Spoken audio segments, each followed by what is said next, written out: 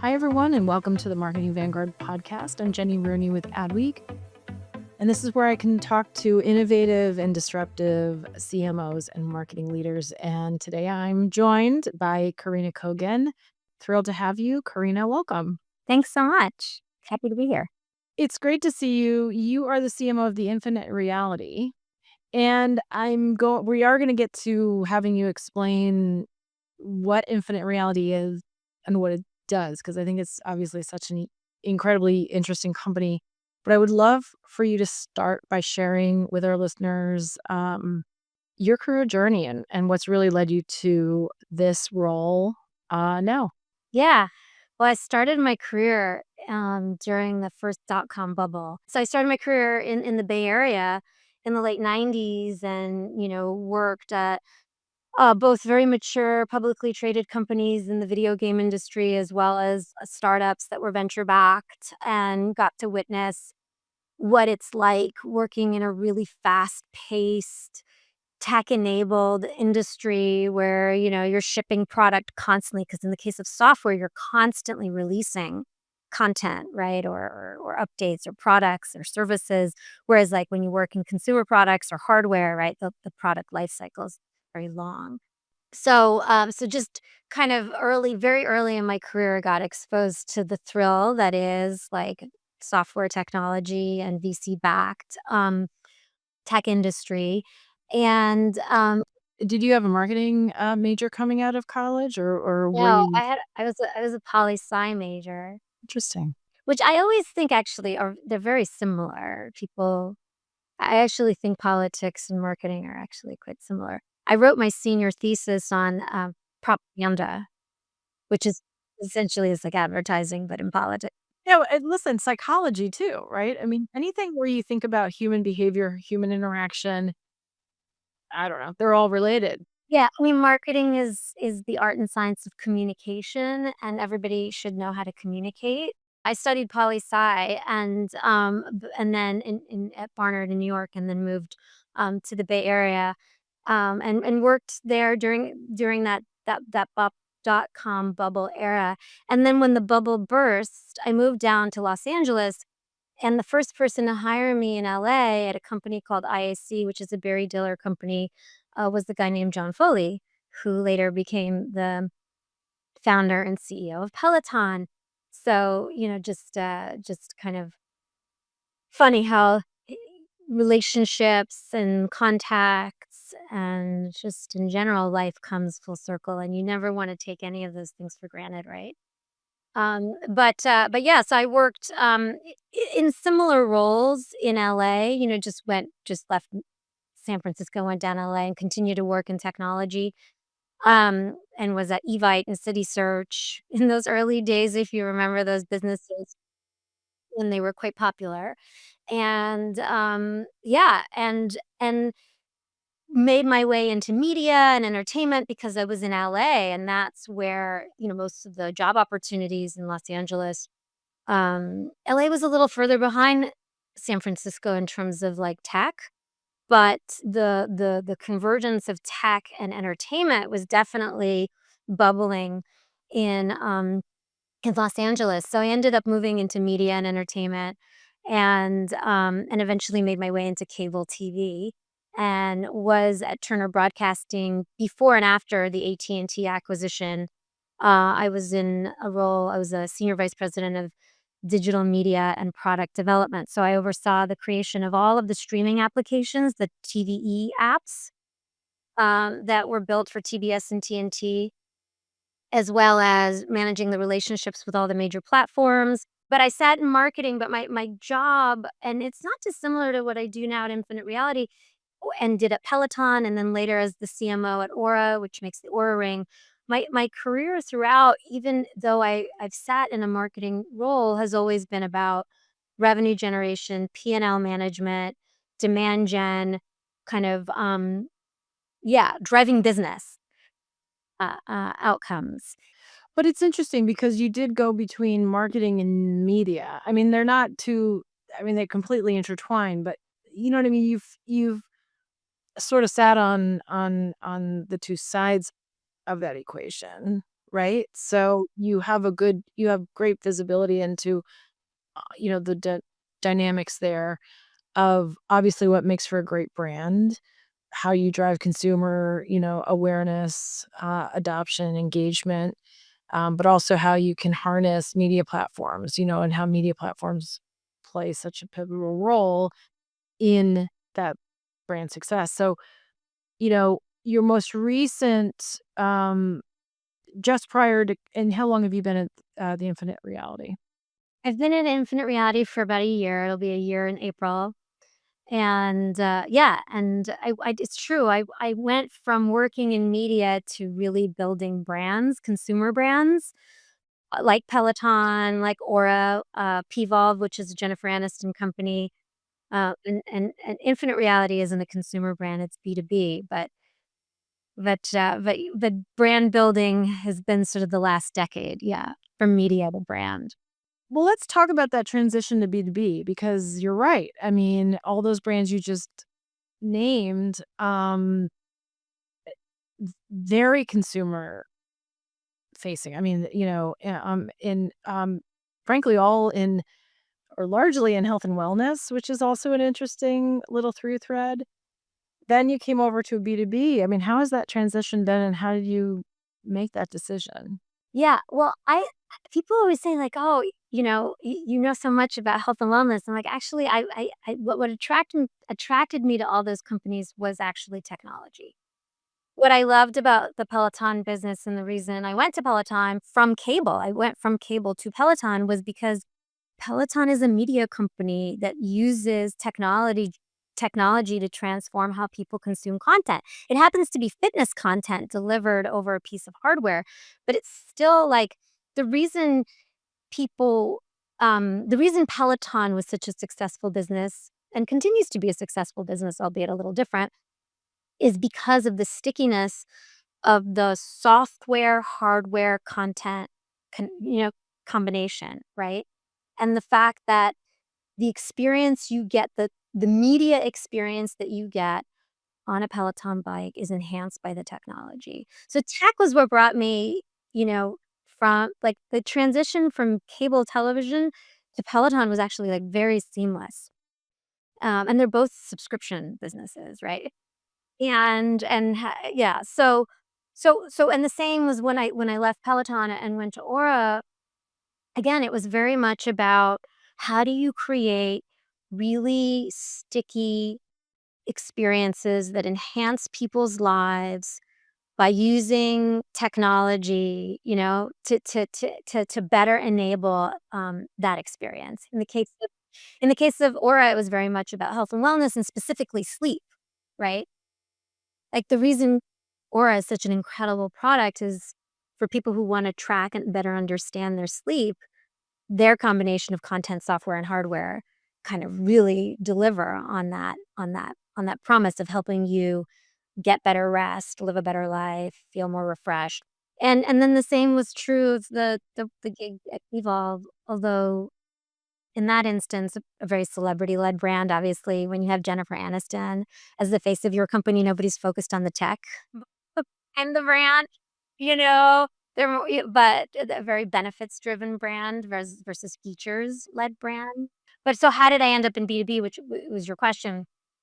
Um, One of the things that I experienced, um, as someone running marketing and running specifically demand generation from Peloton to Aura to Pvolve is unless you work in direct to consumer or e-commerce, you won't appreciate this, or maybe you will, but conversion rates in e-commerce are terrible. Unless you work at Amazon, the purchase journey or the efficiency of a purchase funnel is terrible. The average e-commerce website has a conversion rate of roughly 2.5%. Means you'll lose 97.5 out of 100 people who visit your site won't buy anything. And out of the 2.5 out of those 200, which will actually make it to checkout, another 15% will return those products. It's really, really porous funnel. That's a very exhausting thing to chase. Constantly putting people, like that funnel, like how many slides have we all made about funnels? Or like, okay, we're gonna put people in, and then here's what we're gonna do to optimize the middle of the funnel and the bottom of the funnel and get people at the top of the funnel at a lower, rate, right? More efficiently. And it's an exhausting and very, I would almost say, like, broken space right now. And so as I started as a marketer looking for, like, what how do you make this a more delightful experience, a more efficient experience, whether you're measuring your margin to CAC ratio, your LTV to CAC ratio, the cost of a lead, whatever it is, how do you make that more efficient? How do you make buying something online better than 2 out of 100 customers making it to checkout? And so the way I got to Infinite Reality was really I started to think about new platforms or new types of technology that help customers make purchase decisions. Things like augmented reality, virtual reality, artificial intelligence, new tech that helps customers on their path to purchase. And it's really that's the story. Is really like my own like search for benefits as a marketer led me to a B2B company that sells software. Do you know what I mean? Yeah, I mean, that's so fascinating, and did you turn 'em right around and go work with those companies that you had been at? Because those were the companies that you got you got that experience from, but arguably, you can go back and service the exact same brands that you had come from, and basically say. I know, I should, right? I should call folks and sell them some Infinite Reality stuff. No, but it's amazing that we the companies that we've worked with, many of them are big part of the Fortune 1000. We actually recently acquired a company that's been very successful in the virtual showroom or virtual e-commerce space called Obsess. They've worked with over 400 different brands, from Crate and Barrel to Ralph Lauren to Benefit Cosmetics, all with an eye towards using immersion as a way to tell stories, create stickiness, drive engagement, and pull customers through to purchase. And what I discovered recently through a lot of research that we've done, we just recently published a white paper. There's other white papers that have been published on this topic, but what I didn't even expect is, as a marketer, when you're spending dollars, one of the things you're constantly asking yourself is how incremental is your spend, right? Like, okay, so we spent money on TikTok, we spent money on Meta, we're doing attribution, we're finding out like what made that customer purchase, how incremental was the dollars we spent here or there on a promotion, like if you run a sale, you're always asking yourself about incrementality. One of the things I've recently learned about what we do in immersion is that those dollars are legitimately incremental, meaning one study we did with a company called Coresight showed that of 150 marketers that were surveyed who invested in immersive experiences, they saw 67% more customers that they wouldn't have otherwise acquired through traditional channels. And why? If you, I mean, it's fascinating. But the reason is, I think that younger consumers who are spending more time on places like Roblox than TikTok and Instagram combined are living in immersive 3D experiences 24/7. And for them, like, passive video in a feed is, like, very old school. I have to ask you this question though, because so these 3D immersive environments, right? So whether it's games or you know,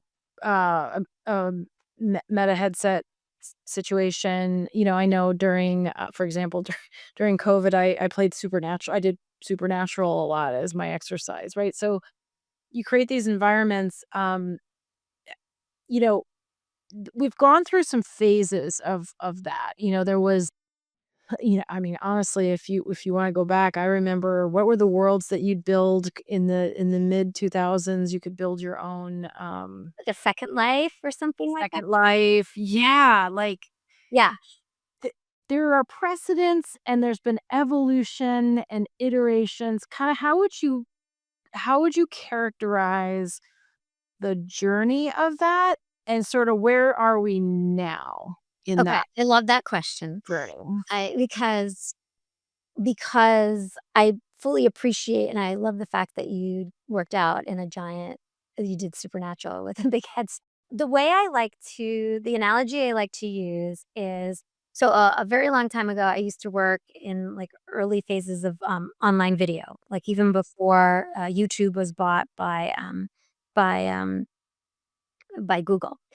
And if you recall, like it was 2007, 2008, right? With what was true of online video. One was that most of online video, let's say on YouTube, was user generated content, right? Skateboarding accidents, cute puppies, Diet Coke and Mentos, where the kids would throw the Mentos and some Diet Coke, shake it, and have an explosion, whatever, stuff like that, right?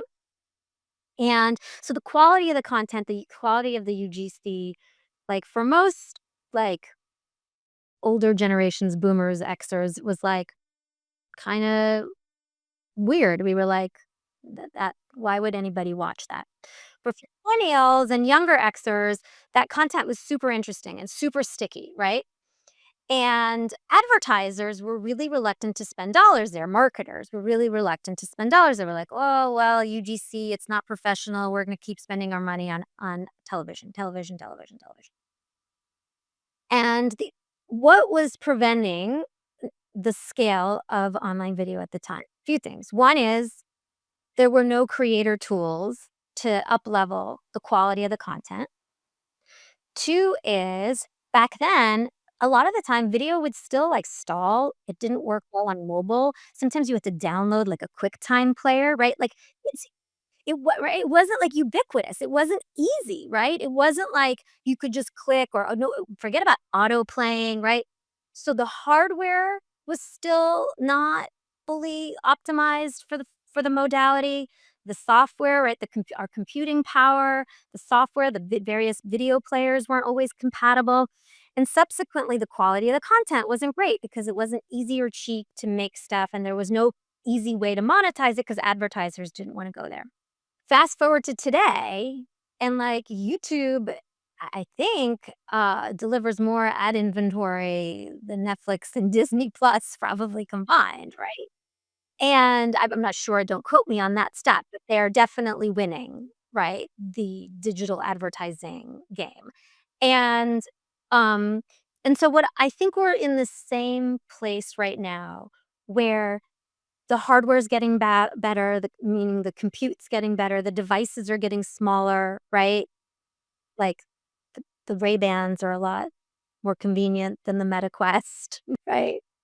And the hardware's gonna get cheaper and cheaper and cheaper, and the power of the browser, like, today like, one of the pretty soon you're not really gonna need headsets to consume 3D media, and that's what we're doing. We're really focused on delivering these experiences in the browser. Really device agnostic. You can consume on a computer, on your mobile device, on a tablet, or on a headset. So I think once the hardware, the software get better, which they will, there will be more content produced. That content will get stickier and more professional, you know? And and these new generations, just like millennials were on YouTube in 2008, who are growing up on Roblox, this is gonna be their format of preference. So, because you were a CMO at those consumer brands, how are you having conversations now that you're here with folks who are at consumer brands that, to get them to understand the opportunity that you feel this creates for them?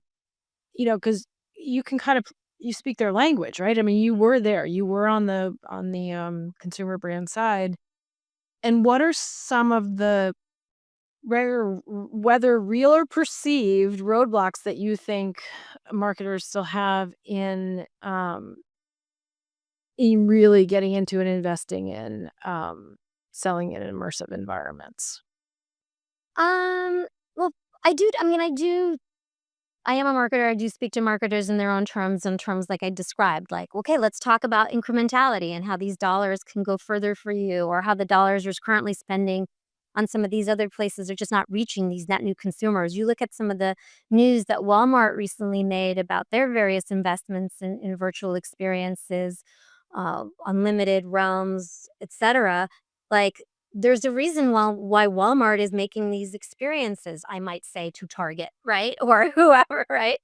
Um, and it's because, we as marketers, we like to talk about meet the consumer where they are. Well, what does that literally mean? What does that mean? It means meet them in places and formats that they like to consume and where they're spending their time.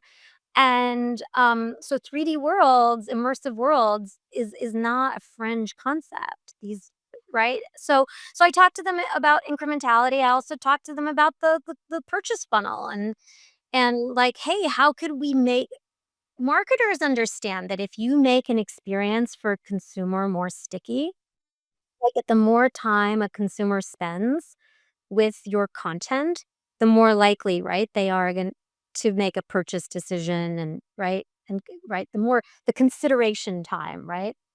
And so I don't think it takes a lot of convincing for a marketer to understand why a consumer might spend more time in immersion, a 2D grid clicking, from the homepage to the PDP, clicking the back button, right? A lot of it's very intuitive as far as what works and what doesn't, so, yeah. Yeah, there was another study done by a company called Mindshare where they looked at actually like the brain waves of a consumer using augmented reality versus a standard 2D digital experience. And what they found was like your brain literally lights up. And then the likelihood that you have higher recall of a experience that you kind of were more emotionally or viscerally connected to is higher. So I think there's a lot of data. Well, marketers love data. There's a lot of data to point to why immersion makes sense for a brand. Um, and I think, like you said, but okay, but the headset is clunky, and the this is weird, and like I said, I think our job at Infinite Reality and other companies playing in this space is to remove all the barriers of technology, right? Using things like AI, right? We know that AI is like software. AI is going to make software soon, right? And really fast. And so we're going to continue to remove barriers from making the kinds of experiences that we know will delight customers and help them like say, I love this thing. I want to buy it because I just spent 20 minutes or 30 minutes playing with it versus an average of 90 seconds, like scrolling past it, or less. Are there some categories of marketers for whom this makes more sense now than others? Yeah, I mean, I think brands, right? Like versus like trend, super commodity type products. I think brands who have a story to tell or companies with products that require some education, and you're spending a lot of time and money retargeting a customer just to get them back so they could like when I was at Peloton, right, we did a lot of work on like what are all the things we need to tell a consumer to convince them that the investment in a $2,000 piece of hardware and a $40 a month subscription is worth it, because they're not gonna make that decision, like, just by clicking once, right? They want, "Is it gonna fit in my space? Am I gonna use it enough? Is it gonna end up being cheaper or more expensive than my gym membership?" Right? So, like, when you have a lot to tell a consumer to help them make a decision, I think immersion is super helpful. Sure. Um, and, I also think it's an opportunity to try before you buy. So, like, maybe with travel or with a car, like doing is it as simple? Am I simplifying it too much to say, can you do a virtual test drive or you can, are those kinds of opportunities available? Yeah, I think what you're touching on is considered purchases, which I think is a great category. Like things that require a high degree of consideration, like a car, is a great way to put it. Travel is a phenomenal category because you're always like, what is the first thing you do when you think about a place you want to go? Go look at pictures. You go look at pictures. Yeah. Yeah. So if we've been actually our enterprise division has been doing a lot of work with governments across the world, particularly in the Middle East, where there's a high degree of interest among the like ministries of tourism to use like digital twins of places as a way to like lure, right, potential tourists to, like, see what where it is that they can go, and drive affinity and interest in a place. So cool. Can you share a couple examples of some marketers that you're working with and kind of what you've done for them, what you've brought to life for them? Yeah, we recently launched an experience with, the cosmetics brand, Benefit. Yeah, beauty brands are killing it. I mean, so much innovation there, which is amazing. Yeah. So, we also, not long ago, and we were just at, e-tail with this client, but we launched an experience with J.Crew as well that offers you to, like, explore different styles in the space, dress a mannequin so you can create various outfits. And now is that something that you can access through jcrew.com? Like, do you put it within their web space, or how does that work? Yeah, there's both. We both do web experiences and, VR experiences. With the Apple Vision Pro, for example, we've done a number of experiences, for that platform as well. Like, so the shoppable virtual closet from J.Crew is on the Apple Vision Pro. But there's a web-based experience you can explore for Crate& and Barrel. We created like a digital twin of a Ralph Lauren store in the Hamptons where you can, like, walk through the store and see this iconic location. But we like I said, we do stuff for for specific platforms like those headsets that I know you love, as well as for web-based experiences that anybody could click on and go explore. And then so you can customize, you can be flexible per the client needs. Where do you go from here? As you think about kind of how you need to listen, we talk about meeting consumers where they are, but also meeting your marketers where they are. What are marketers increasingly asking for that you all are working to deliver? Well, certainly, gamification, I think, comes up quite a bit, right? How do we not just create 3D virtual environments that are immersive and cool to look at and spend time in, but how do we bring more stickiness through games, loyalty? Like, how do you connect this to a loyalty program so there's, like, a reason to come back or there's a reward for your attention? We often, are asked to do just also integrations with whatever payment gateways people are using, so there's just some practicality sometimes involved in what we have to build just to make it more seamless for the brand to be able to plug their existing MarTech stack into this new format. Another thing we're exploring a lot is, and this is new, is making experiences embeddable in an existing 2D space. So, for example, like, a lot of these virtual experiences that we've built, they sit on a separate they have their own URL, right? They're a website, and you have to link to it or drive traffic to it, and we all know about how much everybody loves driving traffic to something. Like, we always ask, "Okay, I make that, but then how do I drive traffic to it?" "Oh, you gotta get an influencer, you gotta." But how do we actually put these experiences into environments where there is already traffic, as opposed to having to create a new wave of traffic? And so we've been, building out, the ability to make these experiences embeddable into your existing website. So if you're on a homepage, rather than having to click off, like, why not just walk into the 3D space from the 2D space? So, kind of blending 3D and 2D, right? Like, deeper integrations, kinda creating more seamless connectivity between place to place, is also something marketers are asking for.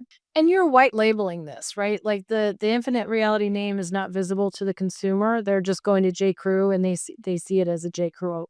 Yeah, I feel I've always felt like, as a marketer, I feel strongly about this for my other marketers in crime, the marketing mafia, because there's some brands out there, some, like, similar, software providers out there, and they insist on burning their logo, like, powered by whatever, into your thing, and I just find that, like, such a break of the fourth wall.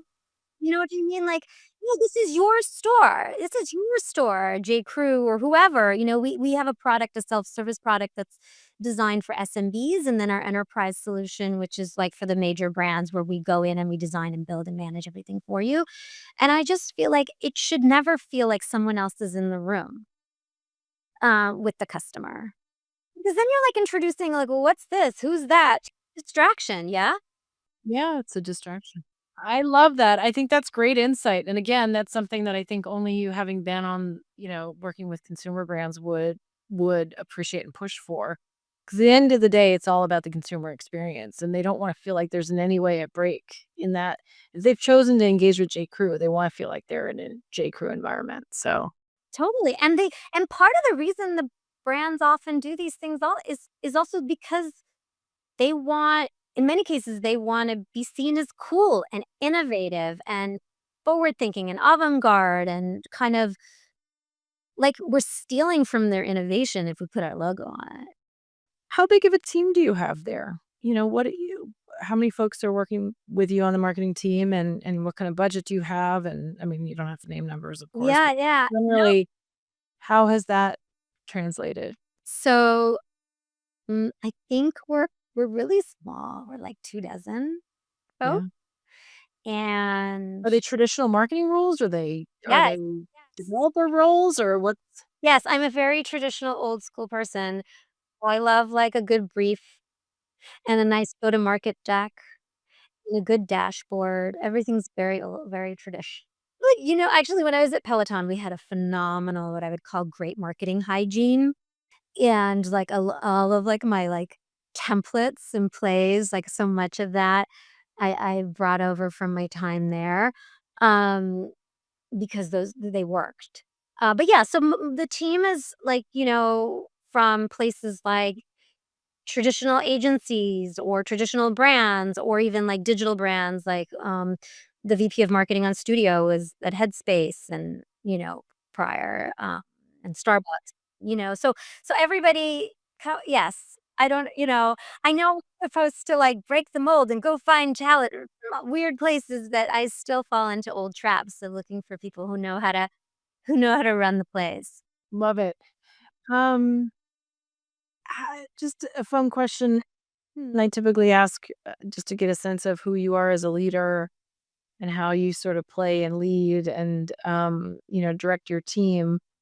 Using the soccer pitch as a metaphor, what kind of a player are you? Are you striker, defensive player, or are you sort of at that midfield line trying to connect dots between, the offensive line trying to score goals and the defensive line trying to protect against the onslaught of competition? Oh my god, I don't know anything about soccer, so everything you just said went right over my head, but, You wanna win, you wanna defend, or yeah, do you wanna just make sure you winning versus someone else, I don't care. Winning, meaning we set out a set of objectives and goals, and, like, we need to hit certain metrics, like, what is a business? It's we have to make money, we have to right? So, to me, winning is hitting on those things or figuring out why you didn't hit and finding another way in, right? Whatever, like the next play or the next play, designing the next play to use your metaphor to or a goal. So, but 100%, nobody likes to lose. I don't care, like, like when we're kids, the mom tells you, like, it's not that you want to lose, it's how you play the game. Yes, it's how you play the game and win. But I also think it's what you and also inherent in the question is around this concept of how obsessed with you are with competition. And what I'm hearing from you is not very much, you know? We're in such a new blue sky, like what we're not like in a very mature category where there's hundreds of competitors or even a dozen competitors, like, there's just not why? I don't just when you're innovating, when you're building something new and when you're nobody at a disruptive company says, "Our goal is to be a disruptive company." But those disruptive companies, what makes them disruptive is they don't look at how everybody else is doing it. They find a new way to do something everybody else has been doing the old way. And so I actually discourage overly studying competition because I actually think it kills creativity and kills innovation. I think you do need peripheral vision. And as a marketer in particular, you need to understand where else are your customers spending their money and what trade-offs they need to make if they're gonna spend with you versus who, and, so you can talk to them in a way that lures them to you versus whatever. But it's not about copying your competition or overly studying them or anything like that. I think it's about context and having context for, what is the category, right? The 4 Cs, right? The category, company, culture, and consumer. You know, what are those 4 Cs? What is the context in which you're operating? And so it is important to, see around you that I don't believe in winning against somebody. Yeah. Could not agree more. I'm of the same mind, so, appreciate that and well said. The last final question is who's next? Who else should I have on the podcast? Who's somebody who you admire, a CMO, at a brand that you think is doing really cool, innovative things? It could be somebody you know really well, or it can be somebody that you admire from afar. Oh my gosh, there's so many people that I admire and from afar and not from afar. Well, one person I worked for a long, long time ago who I admire a ton is a guy named Michael Engelman, who is the CMO at Paramount Plus and Showtime. And one person who I admire from afar, well, everybody admires them from afar, but I really have been obsessed with Liquid Death forever. I don't know. I just love how free I don't like and clever and just fearless that team is, and the work they put out is just so entertaining. Right? Like, well, how do you sell water? Ooh, this is by the way, a great example of the competition thing that you said, right? Like, if you were a water company and your competitive advantage or edge is that you are in a can and that's how you marketed, but we're in a can. So we have a lower carbon footprint, they would have lost. They would have lost. And they just said, screw it. No, we're not water, we're liquid death. I don't know what and so they have an incredible business. So I love what they're doing, but I don't know their marketing leadership personally. I'm trying to suss it out and invite them on. You're actually not the first person who's recommended them. Obviously, they are just this incredible example, I think, of just completely, unabashed innovation and to your point, they do what they think is best. Full stop. Yeah, So they know who they are and they just live it, yeah, and it's a beautiful it's thing. paying off. It's paying off. And now that and you can see now they're expanding, there's product diversification that's happening. So I'm curious how far they're gonna take it. Right, because there's only so far you can probably go with water before you gotta do coffee, whatever, or energy drinks. I don't know that, but so I want to see how they're gonna scale it. But as a brand, I think they've built a phenomenal brand, Yeah, and I hope love it. future proof it. Alrighty, we'll make that happen. Karina, thank you so much for joining me. This has been a pleasure as always, and I look forward to the next time we're together, which hopefully will be very, very soon. Yeah, me too. Thanks for the time. All right, take care. Bye. Thank you for listening to Marketing Vanguard, part of the Adweek Podcast Network and Acast Creator Network. This podcast was produced by Jordan Pretano, executive produced by Al Manarino and John Heil, and edited by Lane McGibney at Boutwell Studios. You can listen and subscribe to all of Adweek's podcasts by visiting adweek.com/podcasts. Stay updated on all things Adweek Podcast Network by following us on Twitter at Adweek Podcasts. And if you have a question or suggestion for the show, send us an email at podcast@adweek.com. Thanks for listening.